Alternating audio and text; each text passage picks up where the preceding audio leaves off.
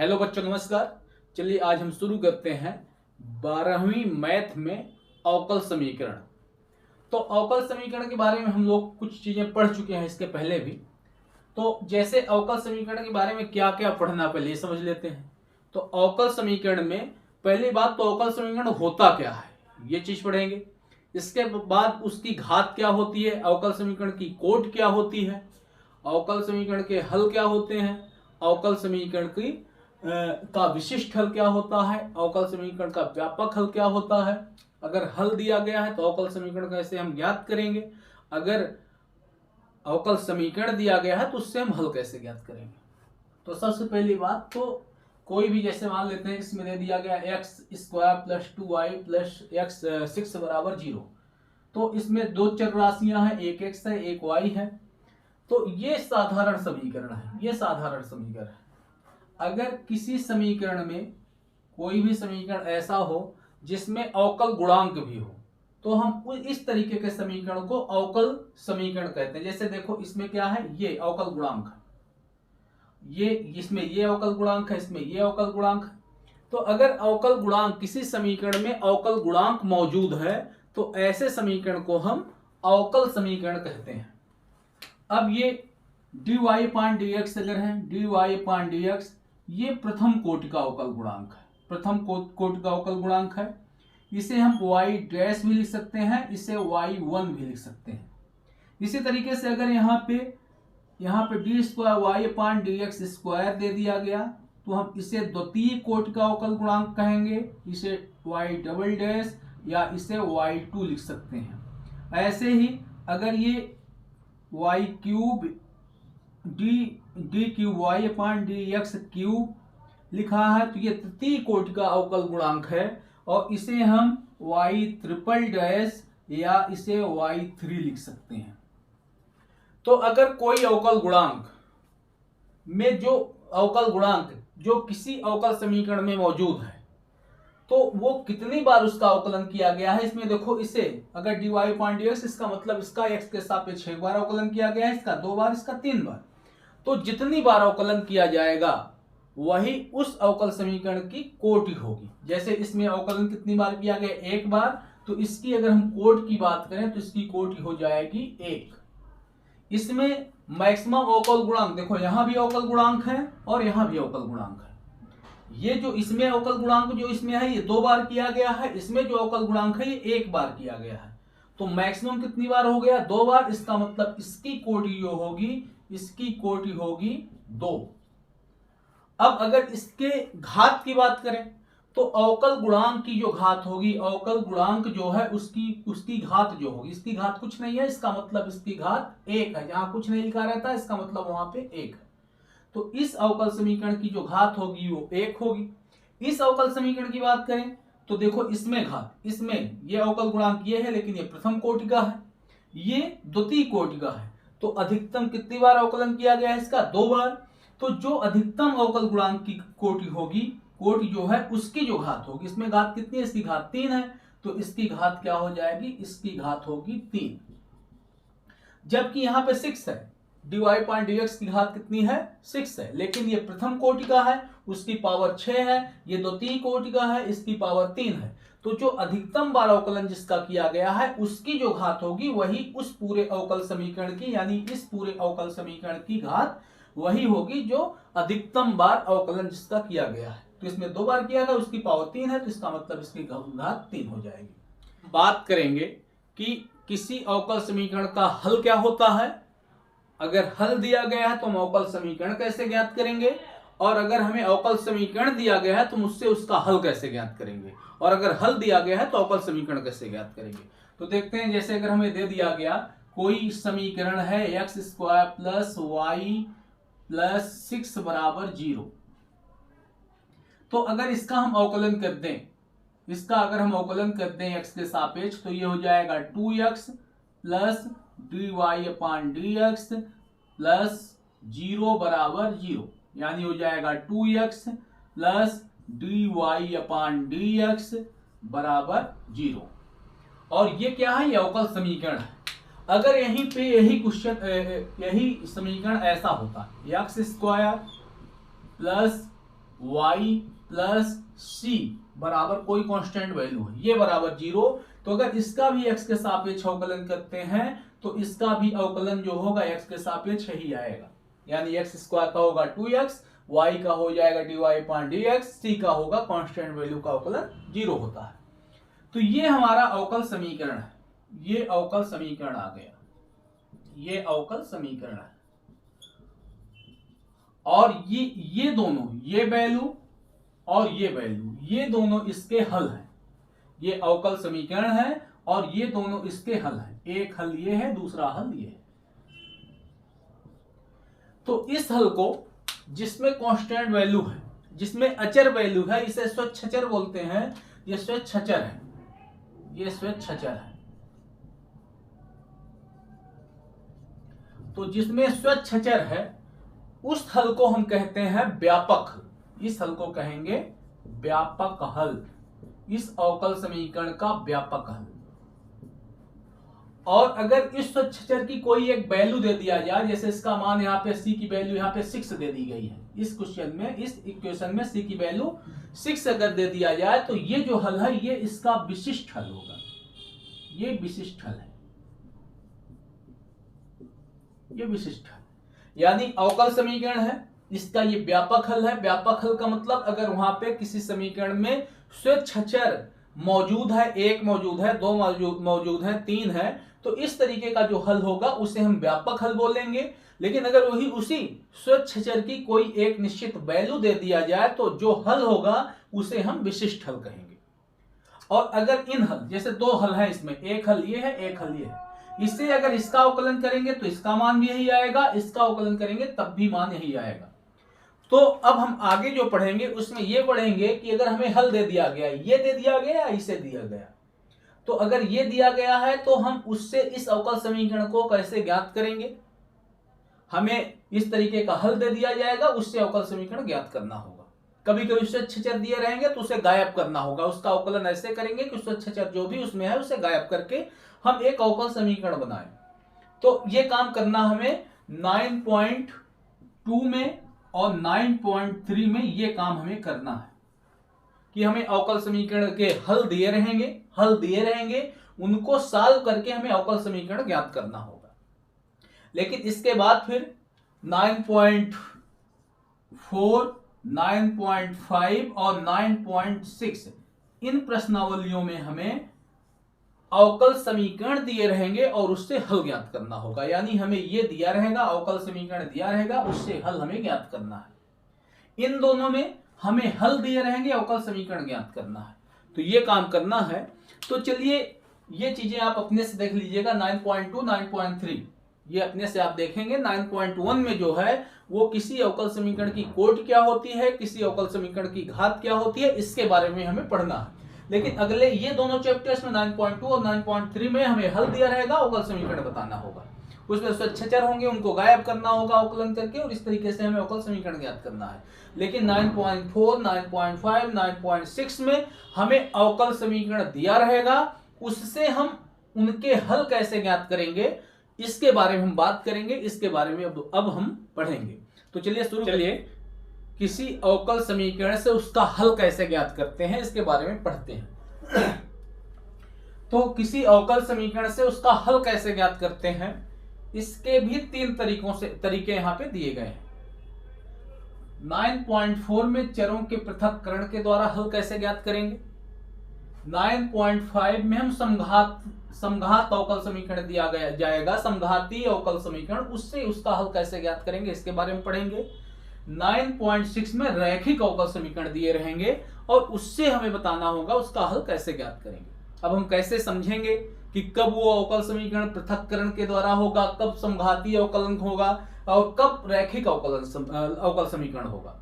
तो अगर जैसे मान लेते हैं कि हमें अवकल समीकरण ये दे दिया गया, अब इसमें जैसे इसका देखो, इसमें त्रिया गुणा करते हैं तो 1 + y का स्क्वायर dy बराबर 1 + x स्क्वायर dx। हम इस वैल्यू को ऐसे लिख लिए, यानी जिधर y dy है उधर उसका y का फलन हो गया, पूरा फलन y का y की तरफ, x का x की तरफ। अगर हम ऐसा कर लेते हैं कि y का y की तरफ कर दें, x का x की तरफ कर दें, तो इस तरीके से हम चरों को पृथक कर दिए, यानी x वाले चर एक तरफ और y वाले चर एक तरफ। अगर हम ऐसा कर लेते हैं तो इसका मतलब हम इस तरीके का जो हम अवकल समीकरण रहेगा उसे हम बोलेंगे चरों के पृथक्करण के द्वारा उसका हल हम ज्ञात करेंगे। लेकिन अगर ऐसा हो कि हम चरों को अलग अलग न कर पाए, जैसे अगर इसमें देखें तो इसमें चरों को अलग अलग नहीं कर पाएंगे, तो एक पहला कि अगर चरों को हम पृथक पृथक कर लेते हैं, यानी x वाले चर जो है उन्हें एक साइड कर लेते हैं, y वाले एक साइड कर लेते हैं, y वाले का y के सापेक्ष उसका समाकलन करते हैं, x वाले को x के सापेक्ष समाकलन कर देंगे और इस तरीके से इनका हल मिल जाएगा। लेकिन अगर चरों को अलग अलग ना कर पाए, पृथक नहीं कर पाते हैं, तो फिर हमें इस कंडीशन और इस कंडीशन के बारे में सोचना होगा, इसके द्वारा हमें उसका हल ज्ञात करना होगा। आप समझेंगे कैसे। जैसे अगर इसकी बात करें, इसमें हम बात करें तो इसमें y और x को अलग अलग नहीं कर पाएंगे। जब y और x को अलग अलग नहीं कर पाएंगे तो इसका मतलब या तो उसमें समघाती अवकल समीकरण के नियम से होगा या तो फिर वो रैखिक अवकल समीकरण है। तो इसमें अलग अलग नहीं कर पाएंगे, जब यानी चर जब हम अलग अलग नहीं कर पाएंगे तब हमें समघाती अवकल समीकरण या तो रैखिक अवकल समीकरण के बारे में पढ़ना है। अब इसमें समघाती कैसे है, इसमें y की पावर 2 यानी चर y की पावर 2, इसमें भी पावर 2, इसमें भी पावर 2, इसमें पावर एक पावर x की एक पावर y की यानी 1 1 2। तो ये समघाती है। इसके बारे में भी डिटेल से हम जब हम प्रश्नावली 9.5 पढ़ेंगे तब इसके बारे में डिटेल से बात करेंगे। और रैखिक अवकल समीकरण इस फॉर्म में अगर होगा, दो फॉर्मेट में होगा, पहला फॉर्मेट ये है, दूसरा ये। अगर जब इस तरीके का अवकल समीकरण होगा तब हम उसे बोलेंगे रैखिक अवकल समीकरण। यानी पहले इस प्रश्नावली में हमें 9.4 में यह पढ़ना है कि हम चरों को जब अलग अलग कर देते हैं तो उनका अवकल समीकरण से उसका हल कैसे ज्ञात करते हैं, इसे पढ़ेंगे 9.4 में। बाकी अगर वो चरों को अलग अलग नहीं कर पाते हैं तो ये दोनों कंडीशन उसमें लागू होंगी। तो चलिए शुरू करते हैं, चरों के पृथक्करण के द्वारा उसका हल कैसे ज्ञात करें। तो 1 + x² dy/dx बराबर x, यानी हम इसे लिख सकते हैं dy/dx बराबर x। ये यहाँ पे मल्टीप्लाई में उधर जाएगा तो नीचे हो जाएगा, यानी 1 + x², यानी dy बराबर हो जाएगा x/1 + x² dx। दोनों तरफ समाकलन करने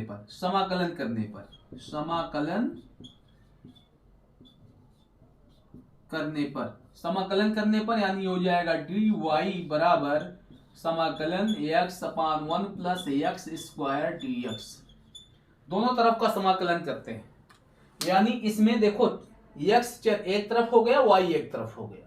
y को हम y की तरफ, x को x की तरफ कर इस तरीके से करेंगे तो इसका मतलब वहां पे चरों के पृथक्करण के द्वारा उसका हल ज्ञात करना होगा। अब इसका समाकलन हम जानते हैं कि y का समाकलन 1 का जिसके सापेक्ष, अगर 1 का समाकलन यहाँ पे कुछ नहीं है इसका मतलब यहाँ पे 1 है। 1 का समाकलन जिसके सापेक्ष होगा वही वैल्यू हो जाएगा। अगर x के सापेक्ष है तो x हो जाएगा, y के सापेक्ष है इसका मतलब यहाँ पे y हो जाएगा बराबर। इसमें इसका समाकलन करना है, यानी इस वैल्यू को, नीचे वाली वैल्यू को अगर हम t मान लें, 1 + x² बराबर t मान लें। अब इसका x के सापेक्ष अवकलन करते हैं, अवकलन करना है हमें।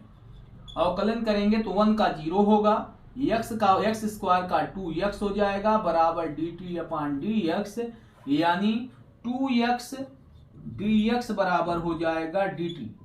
क्योंकि वहां पे यहाँ पे dx x 2 नहीं है, इसका मतलब इस 2 को इसके नीचे भी कर सकते हैं dt/2। तो इस तरीके से देखो इसी को हम ऐसे बना सकते हैं 1 + x²। 1 + x² को क्या माने हैं t, यानी यहाँ पे हो जाएगा 1/t और x dx यहाँ में क्या लिखेंगे x dx यहाँ में क्या लिखेंगे dt/2, यहाँ पे लिखेंगे dt/2। 1/2 बाहर कर लेंगे, कांस्टेंट वैल्यू है, तो ये हो जाएगा 1/t dt। अब ये log का फार्मूला है, यानी हो जाएगा 1/2 ये log t, क्योंकि 1/x dx बराबर होता है dt, तो ये हो जाएगा log t और प्लस c। y बराबर इतना, यानी y बराबर हो जाएगा 1/2। t का मान पुट करने पर, t का मान रखने पर, t का मान इसी में रख देंगे, इसी में रखेंगे तो हो जाएगा log t। t की वैल्यू है कितनी, t की वैल्यू है 1 + x², 1 + x² प्लस सी, और यही इसका आंसर होगा, यही इसका हल होगा। इस अवकल समीकरण का ये हल होगा। तो आप इसका स्क्रीनशॉट ले लीजिए। इसमें अगला क्वेश्चन है 1 माइनस cos2 अपान 1 प्लस cos2 dy अपान dx बराबर। तो देखो इसे अलग अलग हम जानते हैं, फार्मूला सूत्र होता है cos2 थीटा बराबर, एक फार्मूला होता है 2 cos स्क्वायर थीटा माइनस 1, एक होता है 1 माइनस 2 साइन स्क्वायर थीटा। अब अगर यहाँ पे देखो 1 माइनस, इसमें से हमें 1 को गायब करना है। अगर 1 को गायब करना है तो हमें लगाना पड़ेगा नीचे वाले फार्मूले को यहाँ, और अगर 1 प्लस है तो इसका मतलब ऊपर वाले फार्मूले को गायब करना, ऊपर वाले फार्मूले को लगाना होगा। अब अगर यहाँ पे 2 थीटा है तो यहाँ पे थीटा, अगर यहाँ पे केवल थीटा होता तो यहाँ पे उसका आधा करेंगे, थीटा बाई 2 हो जाएगा। ये फार्मूला है, यानी जो यहाँ कोण है उसका कोण यहाँ पे आधा हो जाता है, यानी 2 थीटा तो ये थीटा, अगर यहाँ पे केवल थीटा है तो यहाँ थीटा बाई 2। तो यहाँ देखो केवल एक्स है, यानी अगर इसमें हम इस फार्मूले को लगाएं, नीचे वाले फार्मूले को लगाना होगा, तो यहाँ क्या होगा 1 माइनस 2 साइन स्क्वायर, यहाँ पे देखो 2 थीटा है तो थीटा आया। अगर यहाँ केवल x होता तो यहाँ x बाई 2, यानी यहाँ हो जाएगा x बाई 2। इसी तरीके से नीचे भी 1 प्लस इसमें लगेगा ऊपर वाला फार्मूला, ऐसे फार्मूला लगाना जिससे कि यहाँ का 1 गायब हो जाए। अब जिससे, जैसे अगर ऊपर वाले में इससे गायब होगा, नीचे वाले में इससे, यानी जो जिससे गायब होगा उसी हिसाब से फार्मूले को लगा देना है। तो cos x यहाँ cos 2x का फार्मूला लगाएंगे, अगर 2x होता तो यहाँ x होगा, यहाँ केवल x है तो x बाई 2 होगा, यानी हो जाएगा, ये होगा 2 cos square x by 2 minus 1 से 1 कैंसिल, माइनस का अगर गुणा करेंगे तो ये माइनस, ये प्लस कैंसिल, बराबर ये हो जाएगा 2 sine square x by 2 upon 2 cos square x by 2। इस 2 से 2 कैंसिल, हम जानते हैं कि साइन अपान कास बराबर होता है tan, और स्क्वायर लगा है तो tan स्क्वायर x बाई 2, क्योंकि कोण इसका x बाई 2 है, और ये dy अपान dx बराबर इतना आ गया। यानी अगर हम इसे लिखना चाहें तो dy बराबर लिख सकते हैं tan square x by 2 into dx। दोनों तरफ समाकलन लेने पर समाकलन ले लेंगे तो यहाँ पे समाकलन का चिन्ह। अब चूंकि हम tan स्क्वायर थीटा का समाकलन नहीं जानते हैं, तो हम इसे ऐसा इस तरीके में बदल लेंगे, चेंज कर लेंगे जिसका फार्मूला हम जानते हैं। तो हम फार्मूला जानते हैं सेक स्क्वायर थीटा बराबर होता है 1 प्लस tan स्क्वायर थीटा। तो अगर यहाँ से tan स्क्वायर की थीटा की वैल्यू, इसकी वैल्यू निकालना चाहें तो ये हो जाएगा tan स्क्वायर थीटा बराबर सेक स्क्वायर थीटा माइनस 1, ये फार्मूला हो जाएगा। यानी हम सेक स्क्वायर थीटा का फार्मूला जानते हैं, उसका समाकलन जानते हैं। तो अब हम इसे बदल सकते हैं, यानी हो जाएगा dy बराबर, यहाँ जहाँ tan स्क्वायर है यहाँ हो जाएगा sec square x by 2 minus 1 dx। इसे अलग अलग लिखना चाहें तो ये हो जाएगा sec square x by 2 dx minus 1 dx, अलग अलग कर लेंगे। अब 1 का y के सापेक्ष समाकलन करेंगे तो यहाँ पे हो जाएगा y, 1 का यहाँ पे 1 है, कुछ नहीं है तो 1 है, 1 का y के सापेक्ष समाकलन होगा तो y हो जाएगा बराबर। हम जानते हैं कि सेक स्क्वायर, अगर सेक स्क्वायर है तो सेक स्क्वायर का समाकलन, सेक स्क्वायर x का समाकलन जो होता है वो होता है tan x होता है। तो इसका सेक स्क्वायर यहां भी है तो इसका क्या होगा tan x, चूंकि यहाँ पे अगर tan स्क्वायर केवल x होता तो यहाँ x लिखते, लेकिन x बाई 2 है तो यहाँ लिखेंगे x बाई 2। इसके साथ हमें एक चीज और देखना है कि अगर यहाँ x होता, सेक स्क्वायर x केवल होता तो ये tan x हो जाएगा। उस केस में x का गुणांक, इस केस में x का गुणांक 1 है तो यहाँ पे 1 यही केवल होगा, लेकिन इसमें गुणांक कितना है 1/2 है, क्योंकि x बाई 2 है, इसमें x का गुणांक 1/2 है। तो हमें एक काम साथ में और करना है, इसे लिखना है 1 अपान जो भी इसका गुणांक है, कितना गुणांक है 1/2 है, x का गुणांक 1/2 है, तो नीचे 1 अपान में जो गुणांक होगा उसे 1/, यानी यहाँ x का गुणांक 1/2 है तो 1 अपान 1/2, क्योंकि यहाँ 1/2 x स्क्वायर x का गुणांक जो है 1/2 है। माइनस यहाँ पे 1 का समाकलन, चूंकि x के सापेक्ष हो रहा है इसलिए इसका समाकलन x हो जाएगा प्लस c, ये हो जाएगा y बराबर, ये 2 ऊपर चला जाएगा यानी हो जाएगा 2 tan x/2 minus x plus c, और यही इसका आंसर होगा। तो चलिए इसे नोट कर लीजिए आप लोग। चलिए अगला क्वेश्चन देखते हैं। इसमें दिया गया है कि dy/dx बराबर 1 plus y square upon 1 plus x square. तो चरों के पृथक्करण के द्वारा देखते हैं कि चर अलग अलग हो जाते हैं कि नहीं।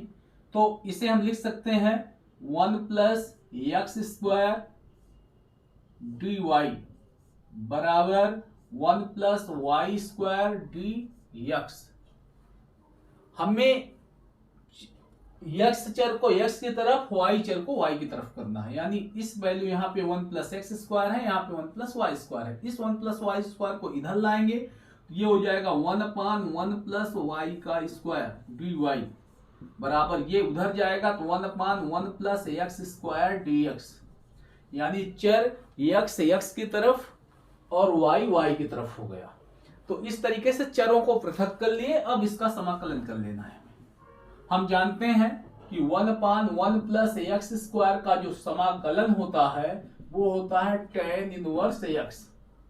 तो अगर हम इसका समाकलन करेंगे इसी फार्मूले से तो इसका समाकलन हो जाएगा tan इनवर्स y, क्योंकि y के सापेक्ष हो रहा है, सेम है y के सापेक्ष है, तो ये tan इनवर्स y बराबर tan इनवर्स x बराबर प्लस, इसमें देखो कांस्टेंट वैल्यू, जब दोनों तरफ tan इनवर्स है तो जो कांस्टेंट वैल्यू है उसे हम tan इनवर्स के फॉर्म में जोड़ देंगे। tan इनवर्स मान लेते हैं ये c है। अब इस वैल्यू को अगर इधर लाएं तो ये हो जाएगा tan inverse y minus tan inverse x बराबर tan इनवर्स c।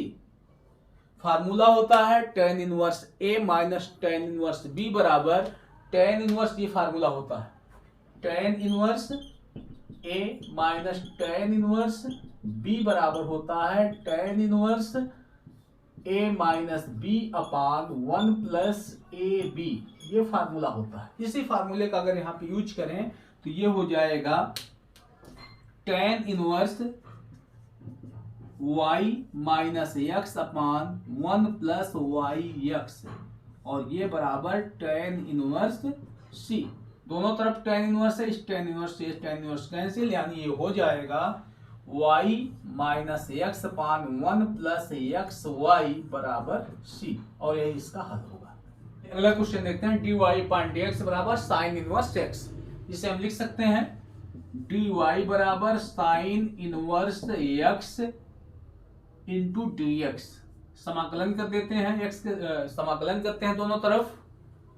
अब साइन इनवर्स tan इनवर्स, अगर इनवर्स का फंक्शन है तो उसका समाकलन सीधा सीधा नहीं होता, तो हम इसमें करते क्या है, ये हो जाएगा dy बराबर, यहाँ पे 1 अपने से मान लेंगे। जब भी इनवर्स का, अगर इनवर्स में कोई वैल्यू है तो उसमें हम 1 को अपने से मानेंगे, और इसी तरीके से अगर log x है, केवल अकेला log x, अगर उसका भी समाकलन करेंगे तब भी हमें 1 अपने से मान लेना है। ये हो जाएगा साइन इनवर्स x dx, 1 अपने से मान लेते हैं, 1 इधर मान लेते हैं। यानी अब इसे कंपेयर करेंगे आइलेट से, ये दो फलनों के गुणनफल के तरीके का हो गया, तो आइलेट इससे कंपेयर कर लेंगे। तो जो साइन इनवर्स है ये इनवर्स फंक्शन में बिलोंग करेगा, यानी आई में बिलोंग करेगा, और 1 जो है वो अलजेब्राइक है। तो जो पहले है इस आइलेट में, जो पहले है, पहले क्या है, आई है, इसका मतलब इसे फर्स्ट फलन मानेंगे। बाद में ए है, इसका मतलब ये सेकंड फलन होगा। और तब फार्मूला होता है दो फलनों के गुणनफल का कि फर्स्ट फलन, इसका जो समाकलन का फार्मूला होगा फर्स्ट फलन सेकंड का समाकलन माइनस पहले का अवकलन, दूसरे का समाकलन और पूरी वैल्यू का समाकलन, ये फार्मूला होता है। तो इस फार्मूले से इस फार्मूले में इन्हें फिट करना है। यहाँ पे फर्स्ट फलन जो है वो साइन इनवर्स है और 1 जो है वो सेकंड फलन है, तो इसमें पुट कर देना है। यानी हो जाएगा फर्स्ट फलन क्या है, साइन इनवर्स x, सेकंड क्या है 1 dx, माइनस फिर ये हो जाएगा D D x sine inverse का वन साइन इनवर्स फर्स्ट फलन क्या है साइन इनवर्स एक्स है, फिर सेकंड फलन 1 डी एक्स। अब पूरी वैल्यू का समाकलन, अब इसका समाकलन हमें करते जाना है। y का समाकलन 1 का समाकलन y dy y के सापेक्ष ये हो जाएगा y बराबर, यहाँ पे देखो इसमें साइन इनवर्स x का ना तो समाकलन करना है ना तो अवकलन करना है, इसे ऐसे ही उतार लेंगे, साइन इनवर्स x ऐसे ही उतारेंगे। इसका हमें समाकलन करना है इस वैल्यू यानी 1 का समाकलन करना है किसके सापेक्ष x के सापेक्ष, तो यहाँ हो जाएगा इंटू x, फिर माइनस है माइनस लगाएंगे, समाकलन का चिन्ह है, और इसके बाद इस वैल्यू का हमें अवकलन करना है, इसका अवकलन करना है यानी साइन इनवर्स x का x के सापेक्ष अवकलन करेंगे तो ये होता है 1 अपान अंडर रूट में 1 माइनस x का स्क्वायर, और 1 का इसका हमें समाकलन करना है, इसका अवकलन करना था तो 1 अपान 1 माइनस एक्स स्क्वायर, इसका समाकलन करेंगे तो 1 का x के सापेक्ष तो ये x होगा, और फिर dx, ये dx। अब y बराबर ये x इसके कोण में नहीं है यानी ये अलग से है तो इसे लिखेंगे x sine inverse x minus यहाँ पे देखो 1 अपान अंडर रूट में 1 माइनस एक्स स्क्वायर dx, इसका हमें अलग से करना है, सॉरी।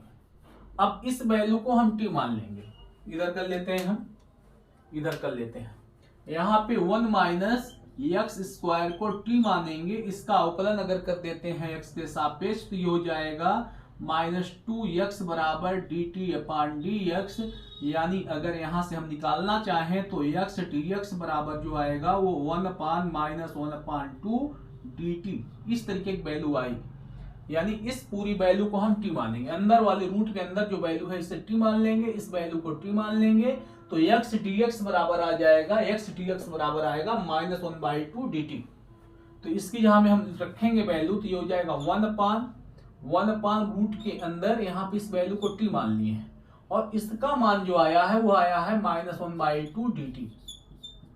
-1/2 को बाहर करें तो ये हो जाएगा x साइन इनवर्स x, ये -1/2 को कॉमन करेंगे तो माइनस माइनस प्लस 1/2, और इस वैल्यू को देखो ये t की पावर 1/2 है, ऊपर अगर जाएगा तो ये t की पावर हो जाएगा -1/2 और dt।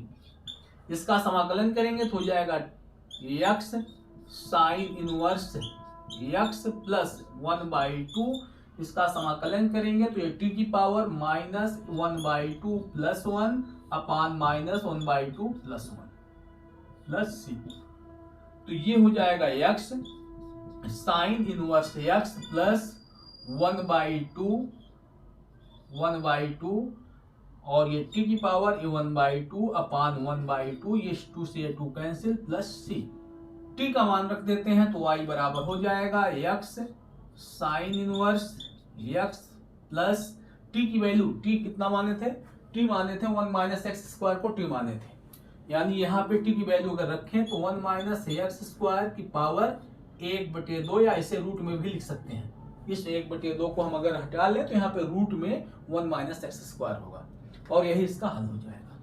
इस तरीके से दो भागों में इसे बांटेंगे, इन दोनों में y कॉमन है तो y कॉमन करेंगे तो यहाँ बचेगा x, यहाँ बचेगा 1, इन दोनों में कुछ कॉमन है, कुछ भी नहीं कॉमन दिख रहा है, इसका मतलब 1 कॉमन है, तो 1 कॉमन अगर करते हैं तो यहाँ x बचेगा, यहाँ पे 1 बचेगा। अब ये हो गया, एक स्टेप ये होगा, इसमें भी x प्लस 1 है, इसमें भी x प्लस 1 है, तो x प्लस 1 अगर कॉमन कर लें तो यहाँ y बचेगा, ये वाले स्टेप में y बचेगा और इसमें 1 बच जाएगा प्लस 1, यानी dy अपान dx बराबर इतनी वैल्यू। अब हमें ये dy बराबर हो जाएगा x plus 1 y plus 1 dx। यहां देखो चरों को पृथक पृथक कर सकते हैं, यानी अगर y को इधर ला दें तो y एक तरफ हो जाएंगे, x एक तरफ हो जाएंगे, तब इसका समाकलन हम कर लेंगे। अब इस वैल्यू को अगर इधर लाएं तो ये हो जाएगा 1 अपान y प्लस 1 बराबर x प्लस 1 और dx, ये यहाँ पे dy, इसका समाकलन कर लेते हैं। अब ये फार्मूला है log का, 1 अपान x बराबर होता है log x, अगर 1/y+1 है तो ये log y, यानी हो जाएगा log y+1। अगर एक घात का है तो वो log का फार्मूला बनता है, यानी हो जाएगा 1/x का होता है log x, 1/y+1 का हो जाएगा log y, क्योंकि y के सापेक्ष हो रहा है, बराबर इसका अगर x का करें x के सापेक्ष तो x की घात 1 है तो 1+1/1+1, और 1 का अगर समाकलन x के सापेक्ष करेंगे तो x होगा +c, यानी ये हो जाएगा log y+1 बराबर x² + 2 x + c, और यही इसका आंसर होगा। चलिए अगला क्वेश्चन देखते हैं। cos dy/dx बराबर a का विशिष्ट हल ज्ञात कीजिए, जहां y बराबर 1 है और x बराबर 0 है। तो देखो हम इस वैल्यू को लिख सकते हैं, जैसे कि यहाँ पे अगर cos थीटा होता और ये बराबर दे दिया गया होता इसका मान x, तो हम क्या लिखते हैं, थीटा बराबर cos इनवर्स x। इसी तरीके से हम यहां से लिख सकते हैं dy/dx बराबर cos inverse a। cos inverse a क्या है, कांस्टेंट वैल्यू है। अब इसे हम लिख सकते हैं dy बराबर cos इनवर्स a dx, समाकलन करने पर यहाँ पे हो जाएगा dy बराबर cos इनवर्स a जो है ये कांस्टेंट है तो बाहर निकल जाएगा 1 dx, कितना बचेगा, यानी y का समाकलन y 1 का समाकलन y के सापेक्ष y बराबर cos इनवर्स, क्योंकि कांस्टेंट वैल्यू है, 1 का x के सापेक्ष समाकलन x प्लस c, यानी हम इस वैल्यू को लिख सकते हैं y बराबर x into cos inverse a plus c, और ये इसका एक हल है, ये हल है। अगर इसी में बोला गया है कि यदि y बराबर 1 और x बराबर 0 हो जाए, y बराबर 1 और x बराबर 0, जब इस तरीके से वैल्यू दी रहती है बगल में, इसका मतलब जो कांस्टेंट वैल्यू हमने जोड़ा था इसमें, ये कांस्टेंट वैल्यू जो जोड़ा था उसका मान ज्ञात करना है। ये इस अवकल समीकरण का ये व्यापक हल है, ये व्यापक हल है। हम बताए थे किसी भी अवकल समीकरण के व्यापक हल होता है और उसका विशिष्ट हल भी होता है, यानी अगर ये कांस्टेंट वैल्यू इसमें हम जोड़े हैं, इसका मान निकाल सकें और इसमें पुट कर सकें, तो जो मान आएगा, जो हल आएगा, उसे हम उसका विशिष्ट हल बोलेंगे। इसका विशिष्ट हल बताना है, ये व्यापक हल निकल चुका है। अब चूंकि इसमें दो वैल्यू दी गई हैं, इनकी हेल्प से हम c का मान निकाल लेंगे और फिर से इसी में पुट कर देंगे, तो जो मान आएगा वही इस अवकल समीकरण का विशिष्ट हल होगा। तो अब देखिए इसमें y बराबर 1, यानी इसमें रखना है y बराबर 1 बराबर cos inverse a into x